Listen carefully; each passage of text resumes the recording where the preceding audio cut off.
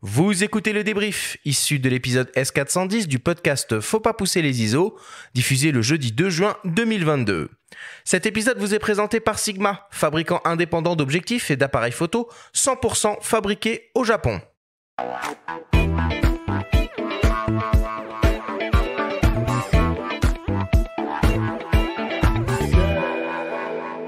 Nous sommes toujours avec Sylvain Gardère et Damien Domaine pour une grande masterclass sur la photographie de mariage. C'est le moment du débrief pour synthétiser les informations importantes à retenir de notre grande discussion.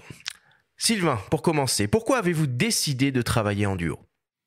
Je commençais à m'ennuyer tout seul. Damien est venu me voir et c'était un très bon photographe qui allait s'installer pas très loin de chez moi.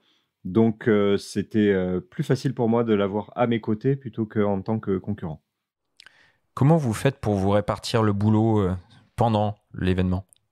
On le fait plutôt naturellement et au niveau des focales, c'est vraiment ça qui va définir notre position sur le mariage. Après, on a 2-3 choses sur lesquelles il est prédéfini. Sylvain s'occupe de la mariée, moi je m'occupe du marié.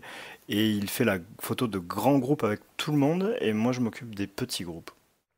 Quelle est l'importance de la préparation et de la relation que vous pouvez mettre en place entre vous et les mariés ? Pour nous, c'est ultra capital d'avoir une très bonne relation avec nos mariés parce qu'on va être avec eux et très proche d'eux pendant une journée très importante de leur vie.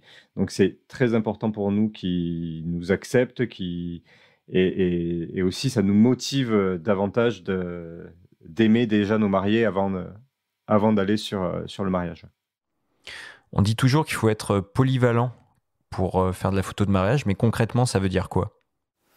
Ça veut dire connaître extrêmement bien son matériel et d'avoir lu sa notice, ce qui est assez rare chez les photographes. Et d'ailleurs, du coup, quel matériel vous utilisez et pourquoi ? On utilise des appareils hybrides Canon R6 et Canon R pour la facilité, en fait, pour la qualité de ce matériel-là. Et surtout, on utilise des objectifs Sigma Art.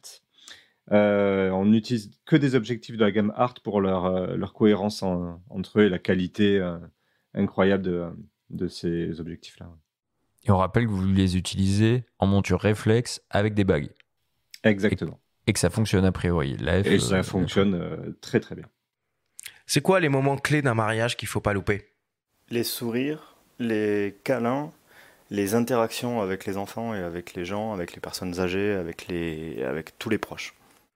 Pour vous, la vidéo de mariage, c'est quelque chose en plus ? C'est incontournable ? Est-ce que c'est l'avenir ? C'est forcément quelque chose en plus. Est-ce que c'est incontournable ? Je ne suis pas tout à fait sûr, mais en tout cas, ce qui me semble très important, c'est d'avoir au moins l'un ou l'autre, c'est-à-dire au moins la photo ou une vidéo pour regarder des souvenirs du mariage. Et enfin, pour terminer, quel conseil pourriez-vous donner à un photographe qui vient tout juste de décrocher son premier mariage ? Il va falloir se former. Plus que d'investir dans du matériel, il faut investir dans de la formation. Comment ça se passe d'ailleurs, une formation à la photo de mariage ? Alors, en ce qui concerne les formations que nous, on dispense via Amaco Conseil, c'est des formations où on va livrer tout notre processus de A à Z, que ce soit la rencontre avec les mariés, les premiers contacts, mais aussi les aspects techniques et les aspects pratiques du reportage. Merci beaucoup Sylvain et Damien pour toutes ces explications.